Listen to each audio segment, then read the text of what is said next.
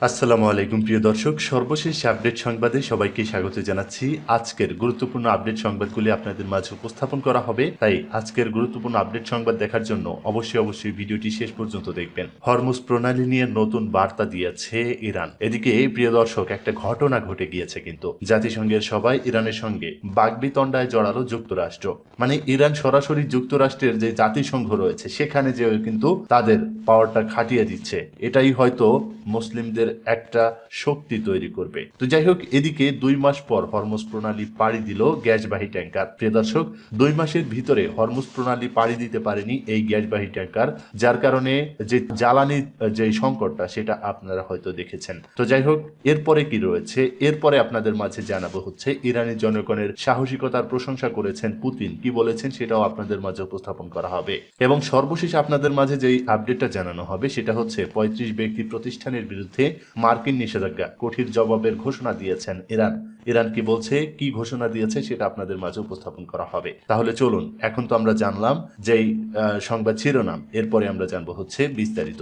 প্রথমে আমরা জানবো যেটার বিস্তারিত, সেটা হচ্ছে হরমুজ প্রণালী নিয়ে নতুন বার্তা দিয়েছে ইরান। কি বার্তা দিয়েছে চলুন একটু করে জানি।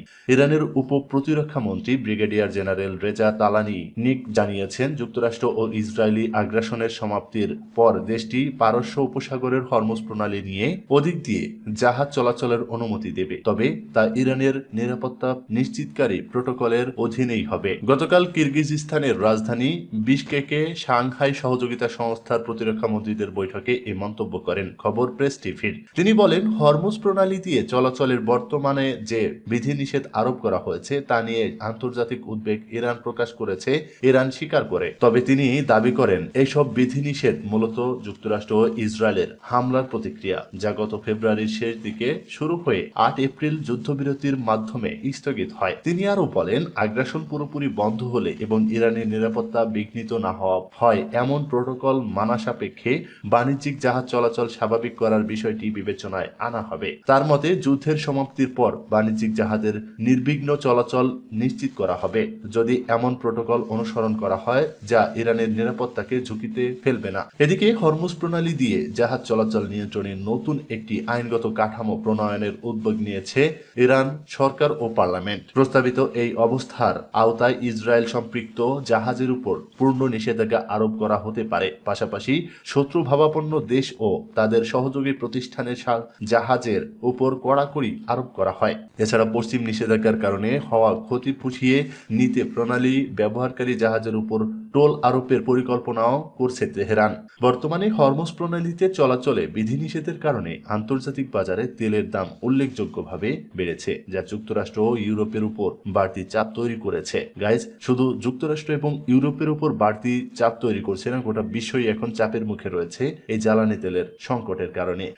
বিশেষজ্ঞরা মনে করছেন, প্রণালী দিয়ে স্বাভাবিক জাহাজ চলাচল পুনরুদ্ধারে পশ্চিমা দেশগুলোর উচিত ইরানের সঙ্গে সমঝোতায় পৌঁছানো। এদিকে জাতিসংঘের সবাই ইরানের সঙ্গে বাগবিতণ্ডায় জড়ালো যুক্তরাষ্ট্র। প্রিয় দর্শক, এবার আমরা জানবো হচ্ছে যুক্তরাষ্ট্র কি বাগবিতণ্ডায় জড়িয়েছে। পারমাণবিক অস্ত্র বিস্তার রোধ চুক্তির পর্যালোচনা সম্মেলনে ইরানকে অন্যতম সহসভাপতি নির্বাচিত করা নিয়ে জাতিসংঘে বাগবিতণ্ডায় জড়ালো যুক্তরাষ্ট্র ও ইরান। ইরানের এ নির্বাচনকে এনপিটি চুক্তির প্রতি উপহাস বলে বর্ণনা করেছে ওয়াশিংটন। খবর মিডল ইস্ট আইয়ের। যুক্তরাষ্ট্রের দাবি, ইরান তাদের পারমাণবিক দায়বদ্ধতা পালনে ব্যর্থ হয়েছে এবং আন্তর্জাতিক পরমাণু শক্তি সংস্থার সঙ্গেও পূর্ণ সহযোগিতা করছে না। অন্যদিকে ওয়াশিংটনের এই অভিযোগ প্রত্যাখ্যান করে দিয়েছে কিন্তু তেহরান কিন্তু ভয় পাচ্ছে না। প্রিয় দর্শক, ভয় পাচ্ছে না, কিন্তু এই ডোনাল্ড ট্রাম্প যেভাবে তেহরানকে চাপ দিচ্ছে তাতে তেহরানের একদম পিঠে দেওয়াল ঠেকে গিয়েছে। তো এই দেওয়াল ভেঙে কিন্তু এখন ডোনাল্ড ট্রাম্পকে একটা উত্তম মধ্যম দিতে হবে। আপনারা কি বলেন? ইরান বলছে, পরমাণু চুক্তি মেনে চলার বিষয়ে মন্তব্য করার নৈতিক অধিকার বা গ্রহণযোগ্যতা যুক্তরাষ্ট্রের নেই। তারা যুক্তি দিয়ে বলেছে, যুক্তরাষ্ট্রই বিশ্বের একমাত্র দেশ যারা যুদ্ধে পারমাণবিক অস্ত্র ব্যবহার করেছে। তাহলে বোঝেন যে যুক্তরাষ্ট্র যদি পারমাণবিক অস্ত্র ব্যবহার করতে পারে তাহলে ইরান কেন পারবে না? আমরা চাই ইরানও এমন একটা সিদ্ধান্ত নেক যাতে করে এই যুক্তরাষ্ট্র একদম নিশ্চুপ হয়ে যায়। তো যাই হোক, এবার আমরা জানবো 2 মাস পর হরমুজ প্রণালী পাড়ি দিল গ্যাসবাহী ট্যাঙ্কার। প্রিয় দর্শক, 2 মাস পর হরমুজ প্রণালী পাড়ি দিয়েছে গ্যাসবাহী যে ট্যাঙ্কারটা রয়েছে সেটা মধ্যপ্রাচ্যে চলমান উত্তেজনার কারণে বন্ধ হয়ে যাওয়ার দীর্ঘ 2 মাস পর তরলীকৃত প্রাকৃতিক গ্যাস বোঝাই একটি ট্যাঙ্কার বিশ্বের অন্যতম গুরুত্বপূর্ণ নৌপথ হরমুজ প্রণালী পার হয়েছে। জাহাজ ট্যাঙ্কটি কোম্পানি কেপলার এর তথ্যে এ বিষয়টি উঠে এসেছে। খবর বিবিসির। এএফপি কর্তৃক বিশ্লেষিত কেপলারের নতুন তথ্য অনুযায়ী সংযুক্ত আরব আমিরাতের কোম্পানি অ্যাডনক পরিচালিত মোবারক নামের ট্যাঙ্কারটি 1,32,890 ঘনমিটার এলএনজি নিয়ে সংযুক্ত আরব আমিরাতের দাস আইল্যান্ড থেকে 2রা মার্চ যাত্রা শুরু করেছিল। এরপর দীর্ঘ 2 মাস বিরতি দিয়ে অবশেষে গন্তব্যের উদ্দেশ্যে এই নৌপথ পাড়ি দিয়েছে জাহাজটি। তথ্য বলছে, নিরাপত্তার খাতিরে বা অন্য কোনো কারণে জাহাজটি মার্চের শেষ দিকে টানা 1 মাস তাদের অটোমেটিক আইডেন্টিফিশিয়াল সিস্টেম বা স্বয়ংক্রিয় শনাক্তকরণ ব্যবস্থা বন্ধ রেখেছিল। তবে সোমবার ভারতীয় উপকূলে পৌঁছানোর পর পুনরায় জাহাজটি সিগন্যাল পাওয়া গেছে। কেপলারের বিশ্লেষক চার্লস কোস্টাউস তার বিশ্লেষণমূলক নোটে উল্লেখ করেন, সম্ভবত জাহাজটি 18 ও 19 এপ্রিলের দিকে সফলভাবে হরমুজ প্রণালী অতিক্রম করেছে, যা অন্যতম কয়েকটি জাহাজের যাতায়াতের চেষ্টার সঙ্গে সামঞ্জস্যপূর্ণ। প্রিয় দর্শক, এদিকে ইরানি জনগণের সাহসিকতার প্রশংসা করেন পুতিন। মাফ করবেন, বৃষ্টি চলে এসেছে।